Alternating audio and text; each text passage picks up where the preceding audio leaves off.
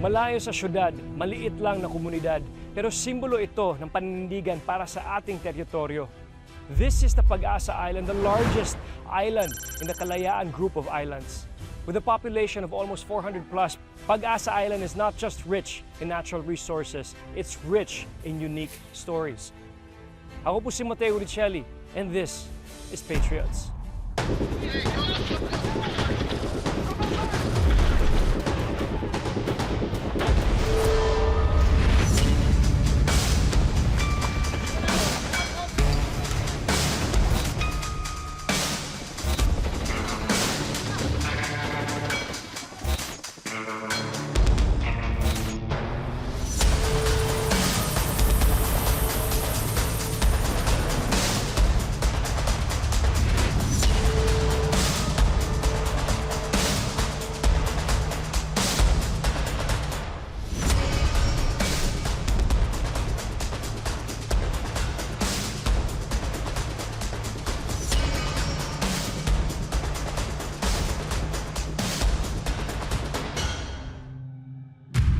Ito po yung China, inarangan po kami. Ayun po pala sa state.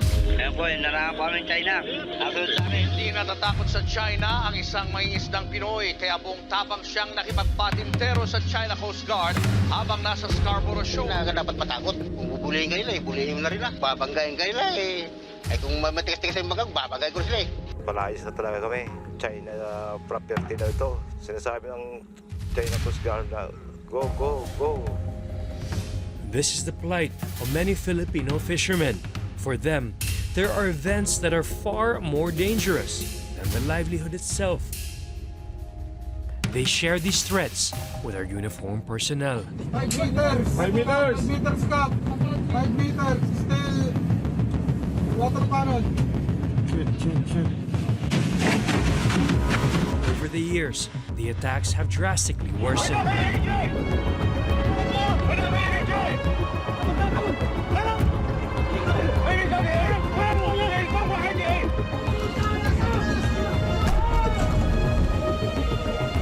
Among the areas that are no strangers to China's harassment is Kalayaan Group of islands.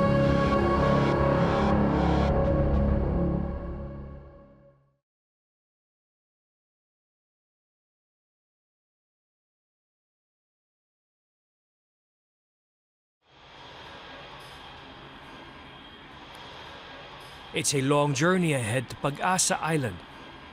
We head out even before the city even awakes. This is my second return to the island, and I'm excited to see what's new on the ground.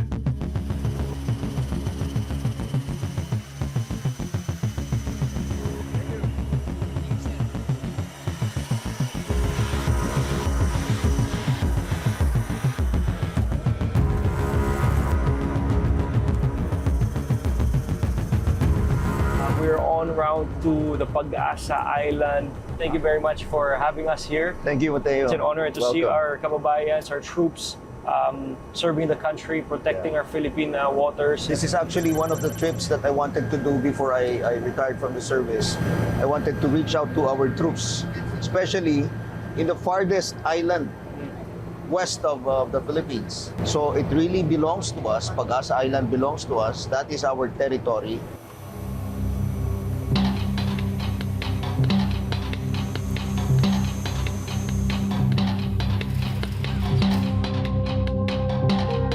What's the agenda this morning? We're now here in Puerto Princesa. We landed for the purpose of refueling. Kailangan natin mag-refuel. And then from here, we're going to fly directly to Pag-asa Island. It will take us about 1 hour 30 minutes. It's not just about touching base with the civilians. This journey offers General Browner something just as meaningful. The chance to look his troops in the eye and thank them for their sacrifice on the island. We really have to thank them for all of this sacrifices that they're doing for our country.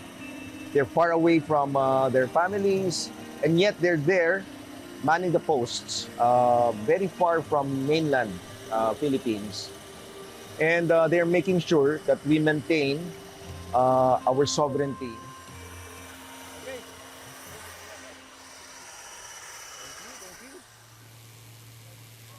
And we're heading in the Pag-asa Island. As you can see outside, we can already see, we have visual on our landing zone, the Pag-asa Island. And we can also see China ships surrounding the Pag-asa Island. So come, take a look. So we're gonna take a U-turn now and start landing in the Pag-asa Island. As we do the U-turn, you can see ships from China over surrounding the Pag-asa Island. Yes, with aircraft Air Force 204, we are flying over our territorial airspace and we will proceed on our planned route over. 中国对南沙群岛西附近海域拥有不可争辩的主权，对相关海域拥有主权和管辖权。China has the absolute authority over the Nansha 群岛 in South China Sea and the adjacent waters. Over.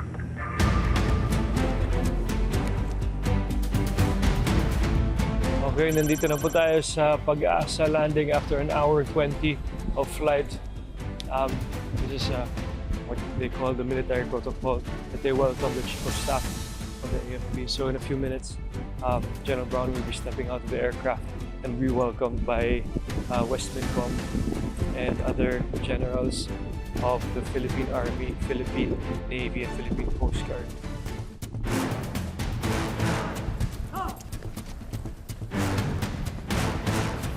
Magandang umaga sa inyo lahat. Saila, how does it feel? Okay. It's nice to be back.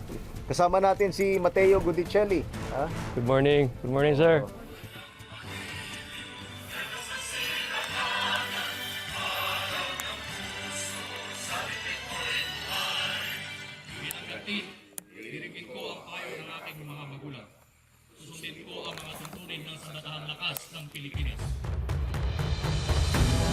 As the seat of government for Kalayaan Municipality, Pag-asa is a lifeline in the West Philippine Sea. It stands as the only island in the area with access to electricity and potable water supply. Ito rin ang may pinakamaraming structures at facilities. And while its exact location remains unfamiliar to many, Filipinos have actually been building communities here for decades. Ito yung mga inoccupy natin, tinayuan natin noong 1970s, bale. At ginawa natin siya formally na municipality noong 1978, no, through the issuance of a presidential decree. By that time kasi, I think mga halos 10 years na tayong nakaposisyon doon na hindi naman, kumbaga, hindi naman sinisita, no? At wala naman ibang nagko-contest dun sa ating presence dun sa mga islang inoccupy natin. Pero since that time, no, maraming taon nang nagdaan, ang position natin ngayon ay syempre dahil ito yung mga isla, no, na ating nakuha base sa international law, pati rin yung katubigan nun ay dapat nakuha natin according din to international law. At ang international law ngayon na ating kinikilala ay yung UNCLOS o United Nations Convention on the Law of the Sea. Over the years, the people of Pag-asa Island have learned to adapt. They're no longer just occupants, but a community. A community bound by unwavering patriotism, standing firm despite continuous threats from foreign shores. The AFP actually teaching the community activities like taekwondo, makikita po natin. So, ito yung mga community building activities ng mga ating AFP with the community, with the kids of the community dito sa Pag-asa Island.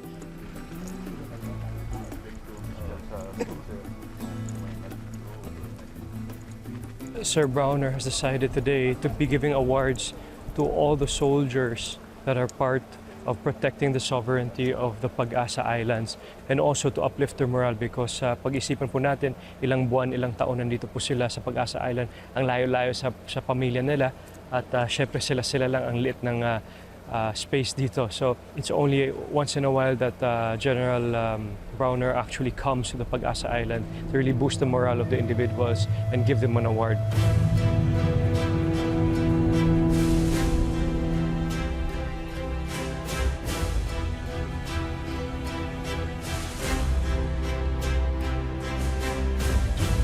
Nagpapasalamat ako bilang ang inyong chief of staff sa inyong lahat, sa inyong sakripisyo, sa inyong dedikasyon at sa inyong serbisyo para sa ating bayan.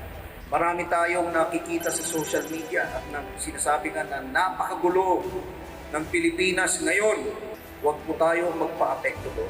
Let us leave politics to the politician.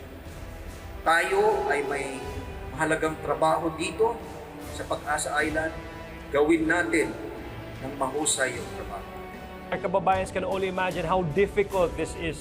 Nandito lang kami for just a few hours. We can already feel the extreme heat, the difficulty, but most importantly, we can breathe the fresh air of freedom. Ready! Ready on the left! Ready! Ready on the right! Ready! Put the fire!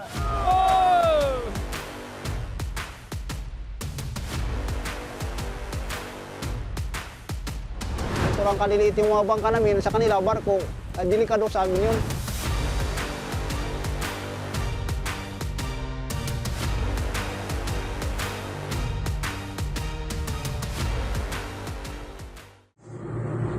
Galing kami ng Pag-asa, papuntang Palawan, Minlan, Palawan. May dalawang barko yan, yung isa ay nasa bandang unahan namin. Medyo malapit ito, parang didikit ito eh. Secure muna natin yung mga gamit natin para hindi mabasa, baka mag-spray ng tubig. Bali ako po yung viral 2021 na muntik na bangga ng Chinese doon, na patawid ako doon sa Keto. Anong nararamdaman mo nun? Masama yung loob ko noon kasi dati naming pangisdaan yan, sa atin yan ngayon hindi na kami makalapit doon sa dati naming pinapangisdaan, kaya nakakalungkot din isipin. Mang Larry has called Pag-asa Island home for over 17 years.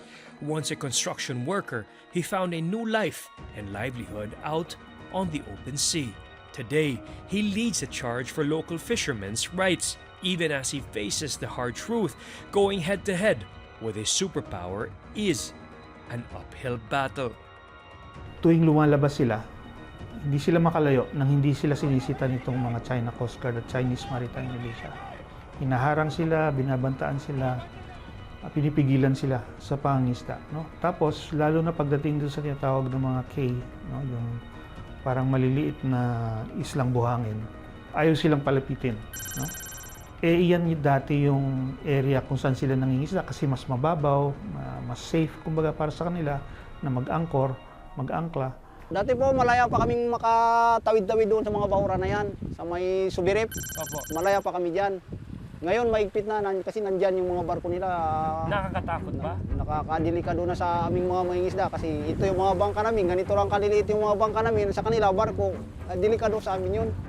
Their lives are being constantly put in danger just for wanting to feed their families.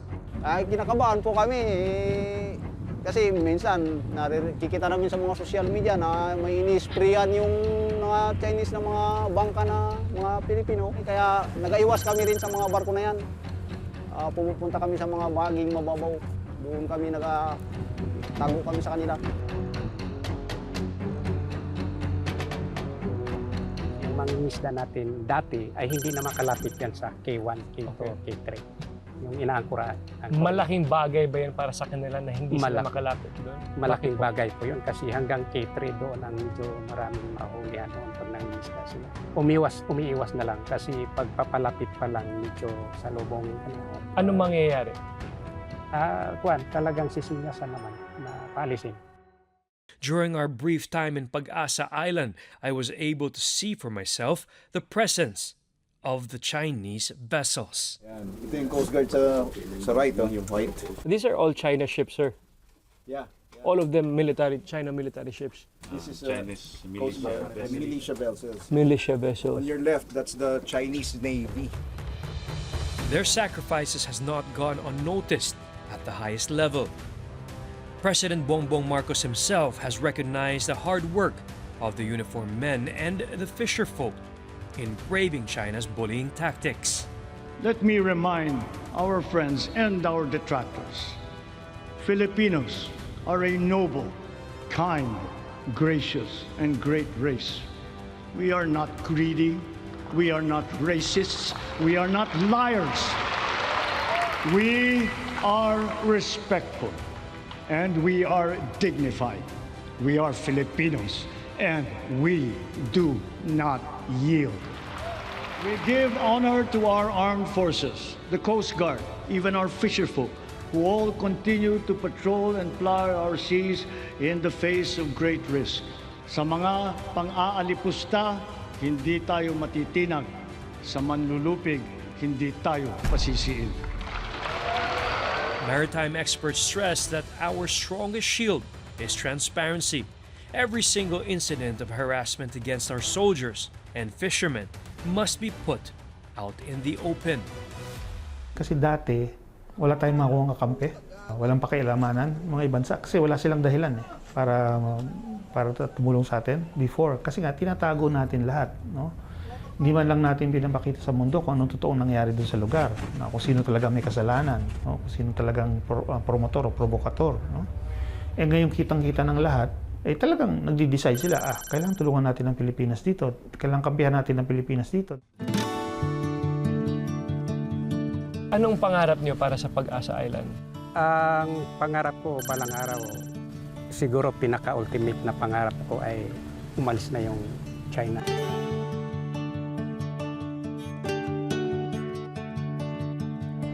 Malayo po kami sa mga mahal namin sa buhay sa mainland kasi hindi naman po kami yung tubong kalayaan noon. Dahil sa sinumpaang tungkulin na kahit saang sulok man po ng Pilipinas, makapagdala po kami ng quality of education.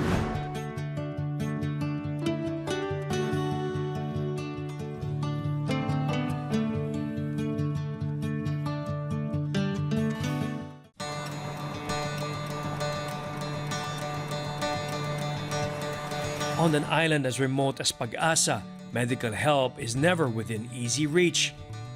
But here, barangay health workers carry heavy weight on their shoulders, bearing responsibilities far bigger than they ever imagined.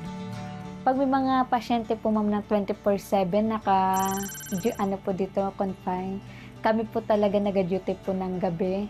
Talaga po kahit yung parang mag-iglip ka wala. Kasi po may one time po, naka-duty po ako magdamag. Pero po, every 1 hour po kasi kailangan i-check yung vital sign ng bata kasi po yung hininga niya, babantayan po dapat talaga siya yung respiratory rate. Doon po kahit pikit, hindi ko po yung ginawa. Kasi syempre po, kung may mangyari po doon, konsensya ko po yun. Kaya sabi ko, hindi, trabaho ko to, gagampanan ko to. Milenia is one of only 2 barangay health workers keeping Pag-asa's lone clinic running. Military personnel take over when it comes to more serious health emergencies, especially when patients need to be transported to mainland Palawan. But on the island where medical supplies remain scarce, Milenia knows their best defense is always prevention. Siyempre po yung mga kagamitan po, hindi pa rin po talaga, wala pa rin po kami. Katulad po nakaraan, nag-spray po kami para po kasi po ngayon po medyo maano talaga yung mga lamok tsaka langaw po. Yung pakiramdam po na maktitignan mo na lang, ay parang tatay ko to, parang anak ko to, yun po yan laging umaano sa akin. Hindi po yan yung ibang tao. Yung sa tiwala pa lang po ng tao na binibigay po nila sa akin, doon po feeling ko parang grabe naman, bayani na. Pag-asa may be a home to only a few families, but its patriotic spirit runs deep. They're doing an incredible job making sure even the kids grow up understanding what it means to defend and love the Philippines. Magandang umaga. Hello, baby. Halika. Ako dito. Anong pangarap mo sa buhay? Maging Navy po. Navy? Gusto mo maging sundalo? Opo. Bakit? Kasi po sabi po ng kaibigan ko ng Navy ng babae, magtrabaho daw po ako para maligtas ko daw po yung taga-kalayaan. Despite the isolation and limited resources, hindi nila tinitipid ang mga bata sa edukasyon. Pag-asa Island Integrated School is the lone educational institution in the island. There are birth pains here and there, but looking back, they've gone far from where they started. Yung first year na dumating po kami dito is in one classroom, we are 6 teachers. So yun yung challenge namin kasi dati yung focus ng bata is hindi talaga siya makafocus sa kanilang learning kasi nga sa isang classroom ay marami kami. Then ito siya, natapos po yung school building namin, then this is junior high school building. So inantay po namin matapos yung infrastructure for elementary building po. But sometimes, the bigger challenge happens outside class hours. Tahimik na bayani ang mga teachers sa Pag-asa Island. Malayo po kami sa mga mahal namin sa buhay sa mainland kasi hindi naman po kami tubong kalayaan noon. Dahil sa sinumpaang tungkulin na kahit saang sulok man po ng Pilipinas, makapagdala po kami ng quality of education. Teacher Ian does not hesitate to go an extra mile just to make sure it doesn't get in the way of providing quality education. Kami po kasi bilang guro is nagiging resourceful po talaga kami. We have a scarcity sa mga materials, mga access ng ng mga bata. Lalo na minsan nauubusan sila ng mga papel, nauubusan sila ng mga lapis, notebook. So every time na nag-aakyat po ako dito, bumibili po ako noon, nagsastocks po ako noon. Simple lang daw ang pangarap ni Teacher Ian para sa mga bata sa Pag-asa. Gusto ko someday na may ma-produce kami ng mga bata na makatapos ng pag-aaral, maging successful, then yung mapaganda yung buhay nila. Then sabi ko nga someday, sana may teacher, may isa sa kanila magiging teacher, then sila na po yung magtuturo dito sa lugar nila.